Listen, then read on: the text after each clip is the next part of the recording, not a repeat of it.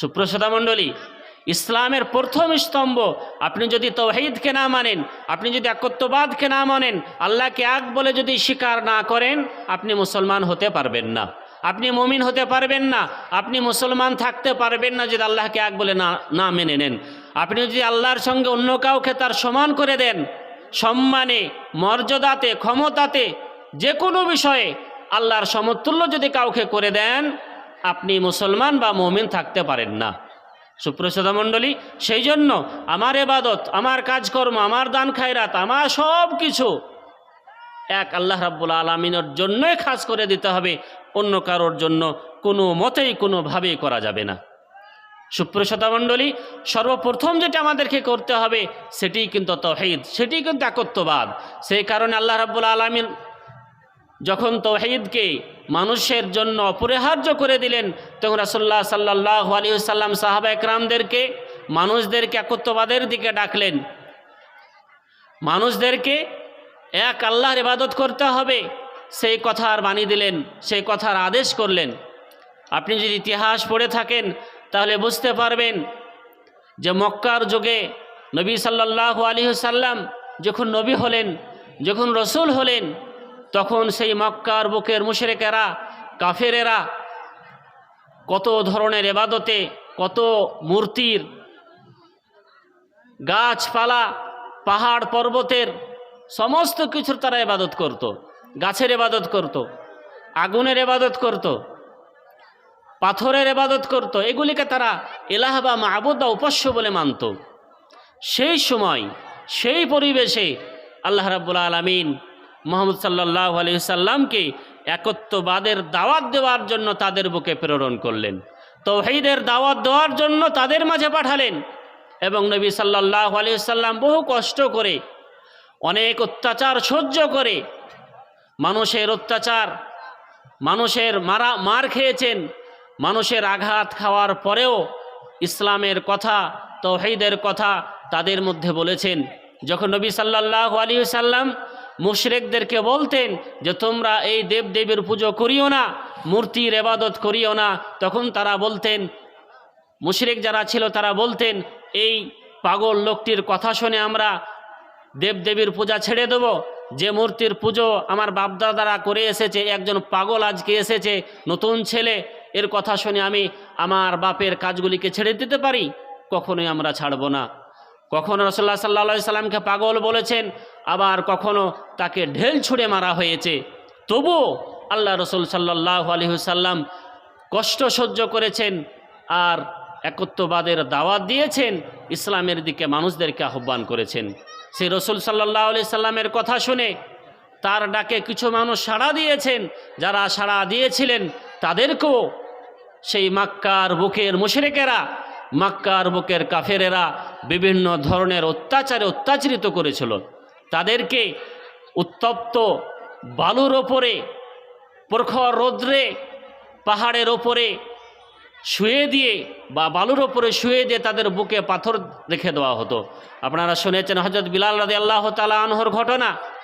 তিনি একজন কালো হাবশি গোলাম ছিলেন, কিন্তু তার অন্তর ছিল অত্যন্ত জ্যোতিময়, নূরে ভরা ছিল, ইমানের জোশ, একত্ববাদের প্রতি এতটাই বিশ্বাস, তাওহীদের প্রতি এতই বিশ্বাস ছিল যে তাকে গরম পাহাড়ে বালির ওপরে শুয়ে দেওয়ার পরে তার বুকে পাথর চাপিয়ে দেওয়া হলো, তবুও সেই একত্ববাদের বিশ্বাস তার অন্তর থেকে তারা বের করতে পারেনি।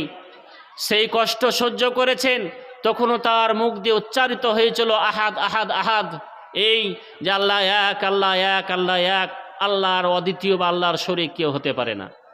সুপ্রসদা মণ্ডলী, এছাড়া আরও অনেক রয়েছে।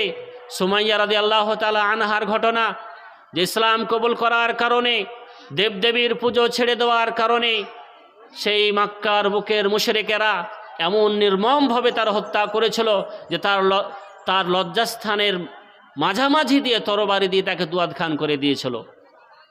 এই মতো খাব্বাব ইবনে আরত রাদিয়াল্লাহু তাআলা আনহুকে গরম কয়লার মধ্যে শুয়ে দেওয়া হতো। সেই গরম কয়লার উপরে শুয়ে থেকে পিঠ দিয়ে রক্ত বের হয়ে হয়ে সেই কয়লাগুলি নিভিয়ে যেত, তবুও তারা একত্ববাদের শিকারকে, একত্ববাদের বিশ্বাসকে নিজের অন্তর থেকে বের হতে দেয়নি। এই কষ্ট করার পরে আস্তে আস্তে তারা বলবান হলেন। বলবান হওয়ার পরে সেই মুশরিকরাও রাসূলুল্লাহ সাল্লাল্লাহু আলাইহি ওয়াসাল্লাম এবং সাহাবায়ে কেরামদের অবস্থা দেখে তাদের উপরে অত্যাচার করার পরেও যখন যারা ফিরে আসলো না, তখন তাদের মধ্যে থেকেও কিছু মানুষ আস্তে আস্তে ইসলামের দিকে দীক্ষিত হতে লাগলেন, ইসলাম কবুল করতে লাগলেন। এইভাবে সর্বপ্রথম যেটি রাসূলুল্লাহ সাল্লাল্লাহু আলাইহি ওয়াসাল্লাম করেছিলেন সেটি ছিল তাওহীদের দিকে আহ্বান করা। সেই কারণে রাসূলুল্লাহ সাল্লাল্লাহু আলাইহি ওয়াসাল্লাম মুআয ইবনে জাবাল রাদিয়াল্লাহু তাআলা আনহুকে যখন ইয়ামানের দিকে পাঠালেন শিক্ষক হিসাবে, যে ইয়ামানবাসীকে তুমি ইসলামের শিক্ষা দাও, হাদিস কোরআনের জ্ঞান তাদের মধ্যে দিয়ে এসো, তখন রাসূলুল্লাহ সাল্লাল্লাহু আলাইহি ওয়াসাল্লাম মুআয ইবনে জাবাল সাহাবী রাসূল, তাকে রাসূল আদেশ করেছিলেন বা নসিহত করেছিলেন কয়েকটি জিনিসের। তার মধ্যে যেটি প্রথম জিনিস ছিল সেটি ছিল তাওহীদের ব্যাপারে। আল্লাহ রাসূল সাল্লাল্লাহু আলাইহি ওয়াসাল্লাম বলছেন, ইন্নাকা তা'তি কওমান মিন আহলিল কিতাব। হে মুআয, হে আমার সাহাবী, আমি তোমাকে আহলে কিতাবের দিকে প্রেরণ করছি দূত হিসাবে, শিক্ষক হিসাবে, মুআল্লিম হিসাবে। তুমি তাদের কাছে যাওয়ার পরে সর্বপ্রথম যেটি আদেশ করবে, সর্বপ্রথম যে বিষয়ের দিকে আহ্বান করবে, ফাদউহুম ইলা শাহাদাতি আন লা ইলাহা ইল্লাল্লাহ, সেটি হবে তাওহীদের দিকে আহ্বান করা, এক আল্লাহ রাব্বুল আলামিনের ইবাদতের দিকে ডাকা, আল্লাহ ব্যতীত অন্য কারোর ইবাদত থেকে বিরত রাখা। এটি হবে তোমার সর্বপ্রথম কাজ। সুপ্রসিদ্ধ মণ্ডলী, আল্লাহ রাসূল সাল্লাল্লাহু আলাইহি সাল্লাম মুআয ইবনে জাবাল রাদিয়াল্লাহু তাআলা আনহুকে বলেননি যে সর্বপ্রথম তুমি তাদেরকে নামাজের আদেশ করবে, রোজার আদেশ করবে, যাকাতের কথা বলবে, সেটি বলেননি। প্রথম যেটি বলেছিলেন সেটি ছিল যে তুমি তাদেরকে তাওহীদের দিকে ডাকবে, একত্ববাদের দিকে ডাকবে। যখন তারা আল্লাহকে এক বলে মেনে নেবে, আল্লাহকে এক বলে স্বীকার করে নেবে, তারপরে তুমি তাদেরকে বলবে যে তোমাদের প্রতি আল্লাহ রাব্বুল আলামিন 5 ওয়াক্তের নামাজ ফরজ করেছে, তোমাদের প্রতি ধনী যারা তাদের উপরে যাকাত ফরজ করেছে, তোমাদের প্রতি রমজান মাসের রোজা ফরজ করেছে। তখন আস্তে আস্তে আস্তে আস্তে তাদেরকে বলবে। কিন্তু সর্বপ্রথম যেটি করতে বলেছিলেন সেটি কি ছিল? সেটি ছিল একত্ববাদের শিকার, একত্ববাদ বা তাওহীদকে মানুষের কানে অন্তরে পৌঁছিয়ে দিতে হবে। যদি আমরা তাওহীদকে মেনে নিই, এক আল্লাহকে আল্লাহ বলে মেনে নিই, তাহলে আমাদের চিন্তা করার কোনো প্রয়োজন নেই, আমরা নিশ্চিন্তে জান্নাতে যেতে পারবো। এই যে দুনিয়াতে ধোকার দুনিয়া, এই যে পৃথিবী খেল তামাশার জায়গা, এই ক্ষণস্থায়ী জীবনে আমরা ব্যস্ত হব না, বা এই ক্ষণস্থায়ী জীবন আমাদের কোনো ক্ষতিকার করতে পারবে না যদি আমরা তাওহীদকে মেনে নিই, তাওহীদের ওপরে বিশ্বাস রেখে সেই অনুযায়ী যদি কাজকর্ম করি। আল্লাহ রাসূল সাল্লাল্লাহু আলাইহি সাল্লাম হাদিসের মধ্যে বলেছেন, এই হাদিসের রাবি হচ্ছেন হযরত মুআয ইবনে জাবাল রাদিয়াল্লাহু তাআলা আনহু। উনি বলছেন যে কুনতু রাদিফান নবী সাল্লাল্লাহু আলাইহি সাল্লাম আলা হিমারিন, আমি একদা রাসূলুল্লাহ সাল্লাল্লাহু আলাইহি সাল্লামের সঙ্গে ছিলাম। রাসূলুল্লাহ সাল্লাল্লাহু আলাইহি সাল্লাম একটি গাধার উপরে সওয়ার ছিলেন, চেপেছিলেন, আমি রাসূলের পেছন দিকে বসেছিলাম। বসে আছি এমন অবস্থায় রাসূলুল্লাহ সাল্লাল্লাহু আলাইহি সাল্লাম আমাকে বলছেন, ইয়া মুআয, হে মুআয, হে আমার সাহাবী, আতাদরি মা হাক্কুল্লাহ আলাল ইবাদ ওয়া মা হাক্কুল ইবাদ আলাল্লাহ। হে মুআয, তুমি জানো আল্লাহর হক বান্দার উপরে কি আর বান্দার হক আল্লাহর উপরে কি? তোর মুআয ইবনে জাবাল রাদিয়াল্লাহু তাআলা আনহু বললেন যে কুলতু আল্লাহু ওয়া রাসূলুহু আলাম, আল্লাহ এবং আল্লাহর রসুল বেশি ভালো জানেন, আমি জানি না। তখন আল্লাহ রাব্বুল আলামিন এর রসুল সাল্লাল্লাহু আলাইহি সাল্লাম বললেন, ফাইন্না হাক্কাল্লাহি আলাল ইবাদ, বান্দার করণীয় হল আল্লাহ রাব্বুল আলামিনের জন্য বান্দাকে করতে হবে কি? বান্দার দায়িত্ব হলো কি? যে আইয়াবুদুল্লাহ, সে আল্লাহ রাব্বুল আলামিনের ইবাদত করবে, আল্লাহ রাব্বুল আলামিনের ইবাদত বান্দেগি করবে। ওয়ালা ইউশরিকু বিহি শাইয়্যা, আল্লাহ রাব্বুল আলামিনের সঙ্গে কাউকে শরীক করবে না, কাউকে অংশীদার করবে না। সুপ্রসিদ্ধ মণ্ডলী, যদি আমি শিরিক না করি, এক আল্লাহর জন্য যদি ইবাদত করি, তাহলে কি হবে? সেটি হলো আল্লাহর দায়িত্ব। আল্লাহ বলছেন যে আল্লাহ ইউআযযিবা মাল্লা ইশরিকা বিহি শাইয়া। আমার দায়িত্ব হলো যে ব্যক্তি শিরিক করবে না, যে ব্যক্তি এক আল্লাহকে আল্লাহ বলে স্বীকার করে নেবে, তার সমস্ত ইবাদত আল্লাহ রাব্বুল আলামিনের জন্যই খাস করে দেবে, তাকে আমি কিয়ামতের দিনে শাস্তি দেব না, তাকে আমি জাহান্নামের শাস্তির সম্মুখীন হতে দেব না। সুপ্রিয় শ্রোতামণ্ডলী, আপনার অন্তরে যদি শুধুমাত্র পুরো ভরসা আল্লাহ রাব্বুল আলামিনের প্রতি থাকে, তাহলে আপনি নিশ্চিন্ত থাকুন, আপনি টেনশন মুক্ত থাকুন যে আপনাকে আল্লাহ রাব্বুল আলামিন জাহান্নামে দেবেন। আপনি জাহান্নামে কখনোই যাবেন না, আপনার জন্য জাহান্নাম হারাম হয়ে যাবে, আপনার স্থান জান্নাত হবে। তবে কি শর্ত? শর্ত হলো যে এক আল্লাহ রাব্বুল আলামিনের ইবাদত করতে হবে, আল্লাহ ব্যতীত অন্য কারোর ইবাদত করা চলবে না। যদি আমরা আল্লাহ রাব্বুল আলামিনের ইবাদত করি তাহলে কি লাভ হবে, কি উপকার হবে, কি ফায়দা হবে? দু একটা হাদিস বলে আমি শেষ করব।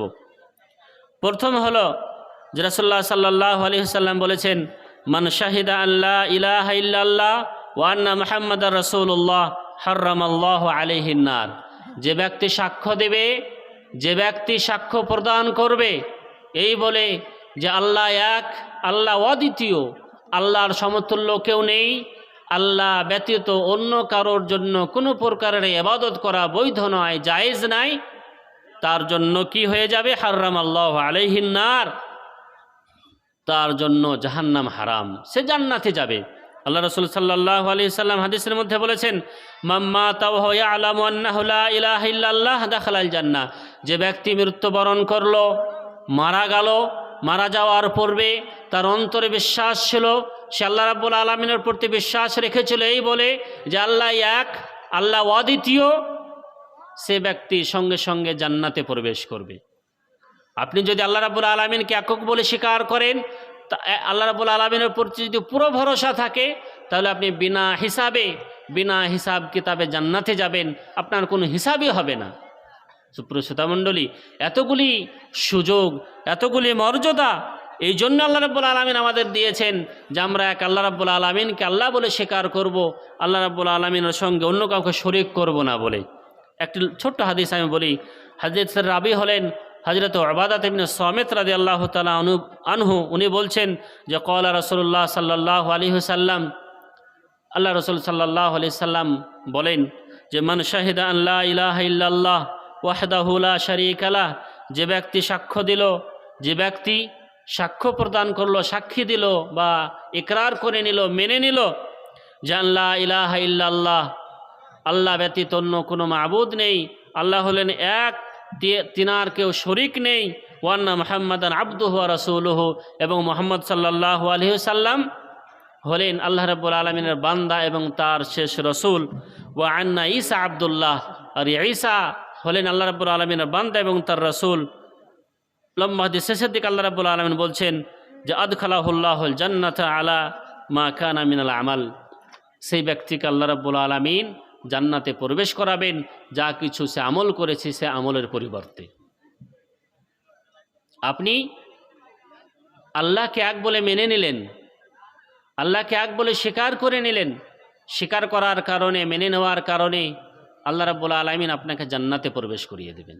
অন্য হাদিসে আপনি শুনেছেন, অন্য হাদিস যে মান ক্বালা লা ইলাহা ইল্লাল্লাহ দাখালাল জান্নাহ। যে ব্যক্তি লা ইলাহা ইল্লাল্লাহ পাঠ করলো সে জান্নাতে প্রবেশ করলো। আমি যদি মুখ দিয়ে উচ্চারণ করে দিই লা ইলাহা ইল্লাল্লাহ, তাহলে কি আমি জান্নাতে চলে যাব? হাদিস কিন্তু তাই বলছে যে মান ক্বালা লা ইলাহা ইল্লাল্লাহ দাখালাল জান্নাহ। যে ব্যক্তি লা ইলাহা ইল্লাল্লাহ পাঠ করবে সে জান্নাতে চলে যাবে। লা ইলাহা ইল্লাল্লাহ পাঠ করার অর্থ হলো এই যে লা ইলাহা ইল্লাল্লাহর অর্থ বুঝে সেই অনুযায়ী আমল যদি করি তবেই আমি জান্নাতে যেতে পারবো। ছোট উদাহরণ দিই, আমরা সবাই বাড়িতে তালা লাগাই, তালা মারি, বাক্সও তালা মারি, ঘরেও তালা মারি। কারণ কি? বাক্সতে অনেক কিছু জিনিস আছে যেন হারিয়ে না যায়। যে তালাটা হয় সে তালাটা খোলার জন্য চাবি লাগে। চাবিতে অনেকগুলি দাঁত থাকে, তালা খোলার জন্য চাবি লাগে, চাবিতে অনেকগুলি দাঁত থাকে।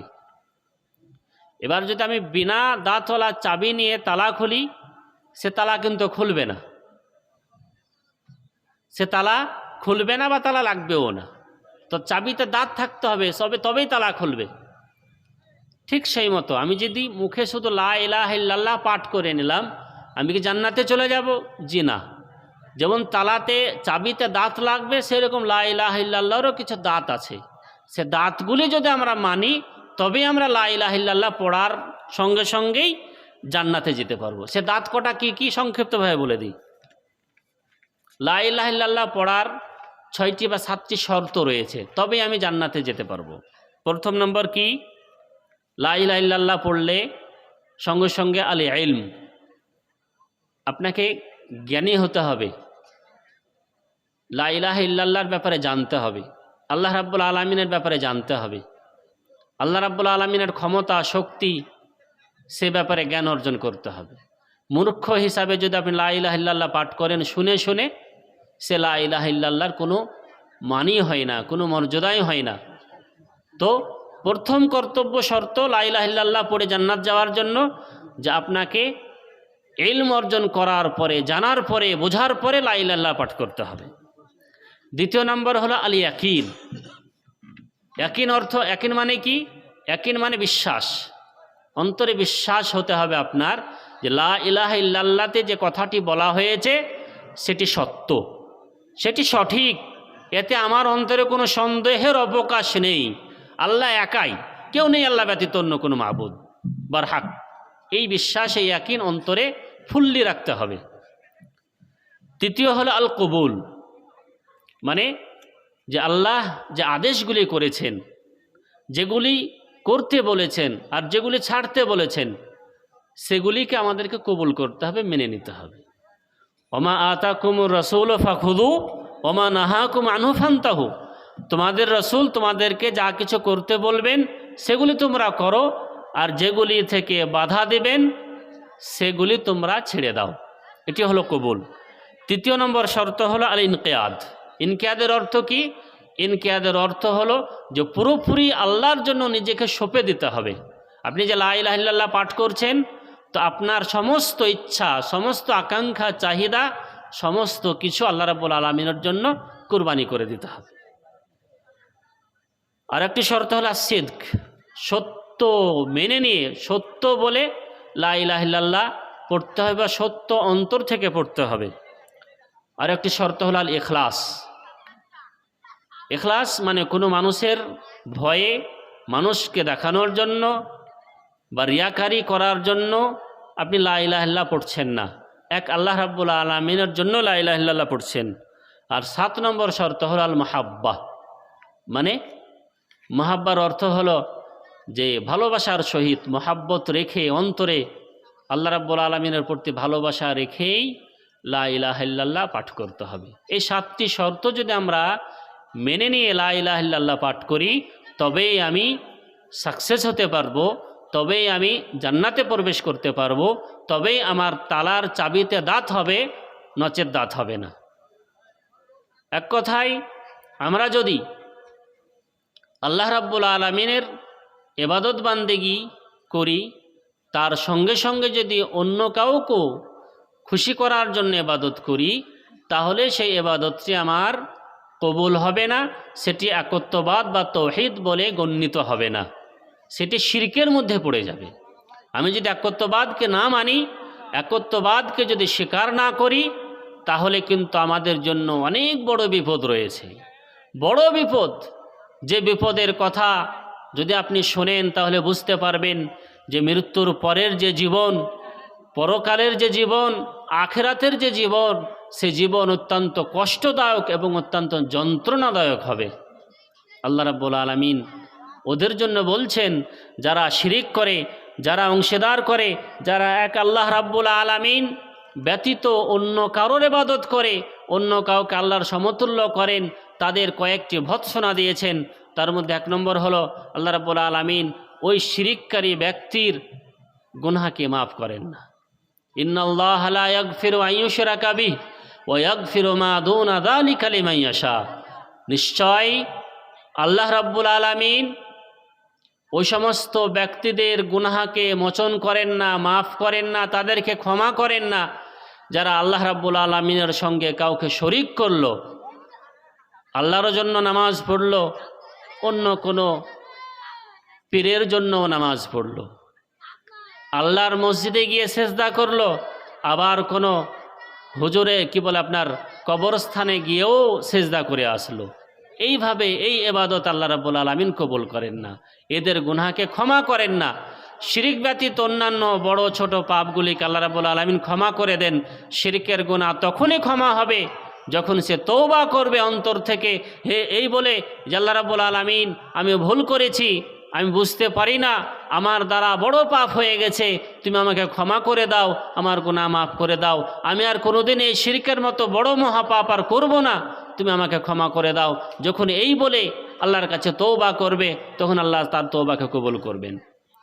দ্বিতীয় নম্বর ক্ষতি হলো, যে ব্যক্তি শিরিক করবে, যে ইন্নাহু মান ইউশরিক বিল্লাহ ফাকাদ হাররামাল্লাহ আলাইহিল জান্নাহ ওয়া মাওয়াহুন নার। যে ব্যক্তি আল্লাহ রাব্বুল আলামিনের সঙ্গে কাউকে শরিক করলো বা শরিক করবে, তার জন্য জান্নাত হারাম হয়ে যাবে। মুশরিক ব্যক্তি যে শিরিক করবে, সে কোনোদিন জান্নাতে যাবে না, তার জন্য জান্নাত হারাম হয়ে যাবে, তার ঠিকানা হবে জাহান্নাম। ওয়া মাওয়াহুন নার, তার বাসস্থান, তার থাকার জায়গা, তার ঠিকানা হবে জাহান্নাম, সে জান্নাতে যাবে না, কোনোদিনই জান্নাতে যাবে না। যে মুশরিক হবে, যে শিরিক করবে, সে জান্নাতে যাবে না। ওয়া মা লিয-যালিমিনা মিন আনসার, এবং যে অত্যাচারী হবে, যে মুশরিক হবে, যে আল্লাহ রাব্বুল আলামিনের সঙ্গে কাউকে শরিক করবে, তার জন্য কাল কিয়ামতের মাঠে কেউ সাহায্যকারীও হবে না, তার কেউ কোনো সহযোগিতা বা উপকারও করবে না। আল্লাহ রাব্বুল আলামিন অন্য জায়গায় রাসূলুল্লাহ সাল্লাল্লাহু আলাইহি সাল্লামকে সম্বোধন করে বলেছেন, এই বলে যে লা ইন আশরাকতা, হে নবী, হে মুহাম্মদ সাল্লাল্লাহু আলাইহি সাল্লাম, আপনি যদি আমার সঙ্গে কাউকে শরিক করেন, আপনিও যদি শিরিক করেন, লা ইয়াহবাতান্না আমালুক, তবুও আপনার বা তোমার আমলগুলি নষ্ট হয়ে যাবে। আপনি 50 বছর ধরে নামাজ পড়লেন, টাকা হয়েছিল, হজ করেছেন, 50 বছর ধরে রমজান মাসের রোজা রেখেছেন, শেষ বয়সে এসে আপনি শিরিক করে বসলেন, আপনার ইবাদতে, আপনার কাজকর্মে শিরিক ঢুকে গেল। এই যে 50 বছরের ইবাদত, 50 বছর যে কষ্ট করে আপনি রাত জেগে ইবাদত করেছেন, সমস্ত ইবাদতগুলি নষ্ট হয়ে যাবে। আল্লাহ রাব্বুল আলামিন আল্লাহ রসুল সাল্লাল্লাহু আলাইহি সাল্লামকে বলছেন, সাবধান করছেন যে লা ইন আশরাকতা লা ইয়াহবাতান্না আমালুক, হে নবী, আপনি যদি শিরিক করেন, তাহলে আপনারও আমলগুলি আমি নষ্ট করে দেব, বা আপনারও আমল নষ্ট হয়ে যাবে। এই শিরিককে আল্লাহ রাব্বুল আলামিন সব থেকে বড় পাপ বলেছেন, এই বলে যে ইন্না শিরকা লা যুলমুন আযীম, শিরিক হলো সব থেকে বড় পাপ, মহৎ বড় পাপ, মহৎ বড় পাপ, এর থেকে বড় পাপ আর কিছু হতে পারে না। আল্লাহ রসুল সাল্লাল্লাহু আলাইহি সাল্লাম হাদিসের মধ্যে সাহাবা একরামদেরকে সম্বোধন করে বলেছেন যে আলা উনাব্বিউকুম বিআকবারিল কাবাইর, হে আমার সাহাবারা, আমি কি তোমাদেরকে সর্ব বড় বা সব থেকে বড় পাপের ব্যাপারে বলবো না? সাহাবা একরামরা বলেছিলেন, ক্বালু বালা ইয়া রাসূলুল্লাহ, হে আল্লাহ রসুল, অবশ্যই বলুন, কেন বলবেন না, বলুন, আমরা সে পাপ থেকে, সে কাজ থেকে অনেক দূরে সরে থাকবো। তো আল্লাহ রসুল সাল্লাল্লাহু আলাইহি সাল্লাম প্রথম নম্বরে যেটি বলেছিলেন, সেটি ছিল আশশিরক বিল্লাহ, আল্লাহ রাব্বুল আলামিনের সঙ্গে কাউকে শরিক করা, কাউকে অংশীদার করা।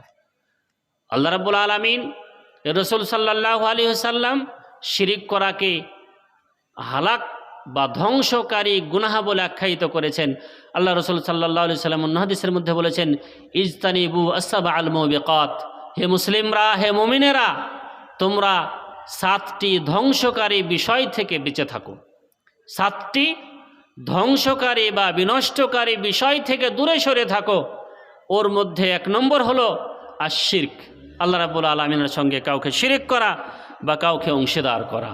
সুপ্রসিদ্ধা মণ্ডলী, অনেক কথা রয়েছে হাদিস কোরআনের, কিন্তু আমরা বা মুসলিম, বর্তমান যুগের মুসলিমরা হাদিস কোরআনের কথা শোনার চেষ্টা আমাদের মনে নেই।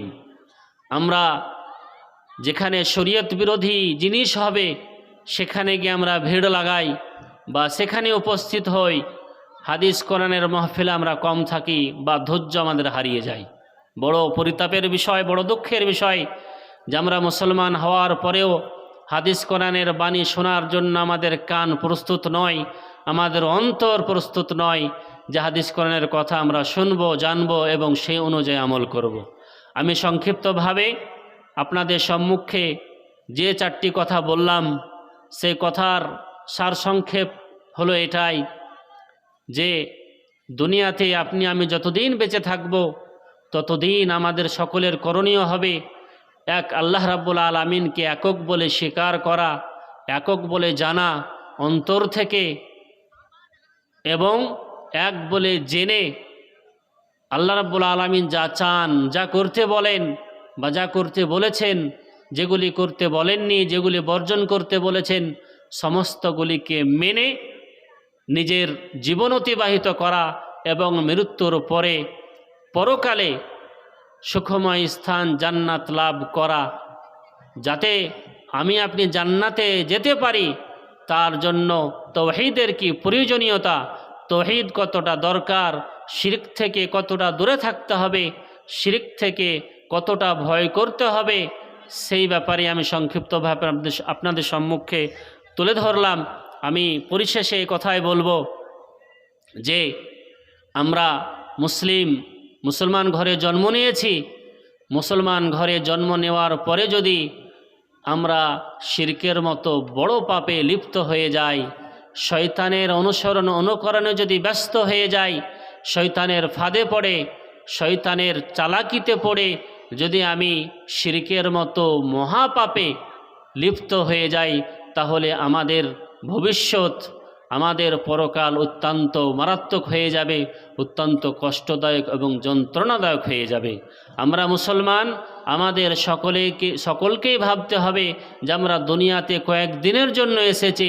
এখানে যদি মারামারি করি, নাচানাচি করি, যদি আমি বদমাশি করি, শয়তানি করি, এই বদমাশি, শয়তানি, লাফালাফি, মারামারি সমস্ত কিছু লিপিবদ্ধ করা হচ্ছে, সমস্ত কিছু লেখা হচ্ছে।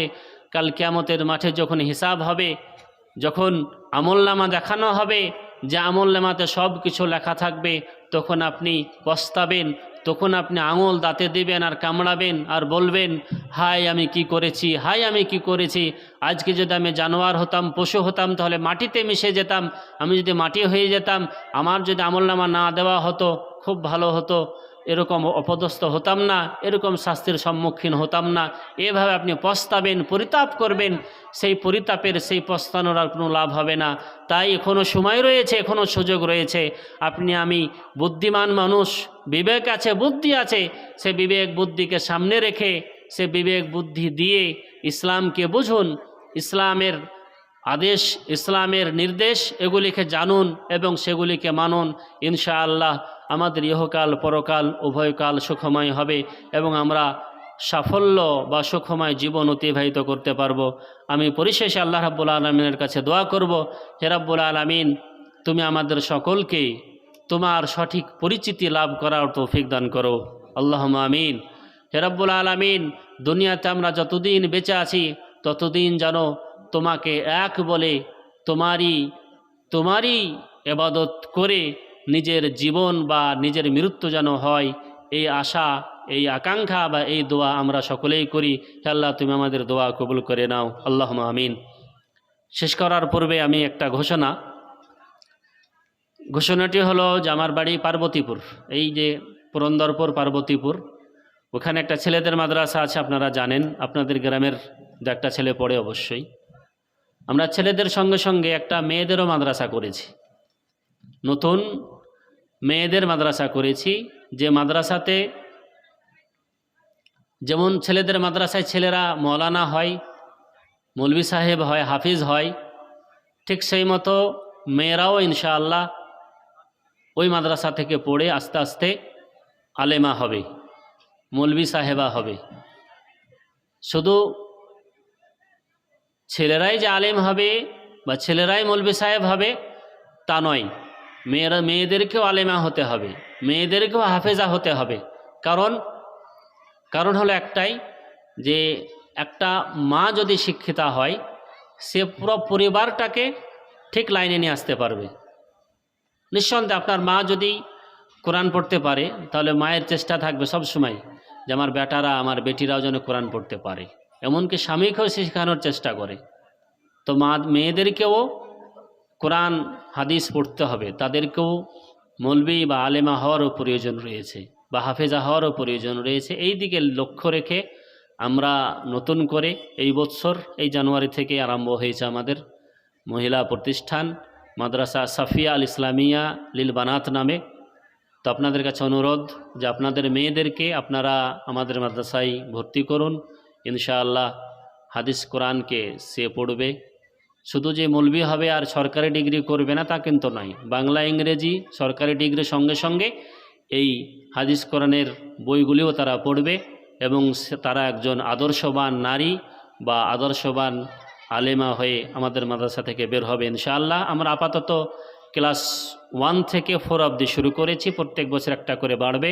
আপনাদের কাছে অনুরোধ আপনারা আমাদের প্রতিষ্ঠানের জন্য দোয়া করবেন, সহযোগিতা করবেন, নিজের ছোট ছোট কন্যাদেরকে আমাদের প্রতিষ্ঠানে দেবেন ইনশাআল্লাহ। তাদেরকে লালন পালন করার দায়িত্ব আমাদের। এই আশা এই আকাঙ্ক্ষা নিয়ে আমার আজকের এই সংক্ষিপ্ত এবং কিছু মানুষের সামনে এই বক্তব্য শেষ করলাম। আল্লাহ রাব্বুল আলামিন যেন আমাদের সকলকেই, যারা শ্রবণ করলেন, যিনি বললেন, যিনারা এই জালসার আয়োজন করেছেন, সকলকেই যেন আল্লাহ রাব্বুল আলামিন উত্তম বদলা দেন। জাযাকুমুল্লাহু খাইরান। ওয়াকুলু কাওলি ওয়াস্তাগফিরুল্লাহ লি ওয়া লাকুম ওয়া লিসাইরিল মুসলিমিন। আসসালামু আলাইকুম ওয়া রাহমাতুল্লাহি ওয়া বারাকাতুহু।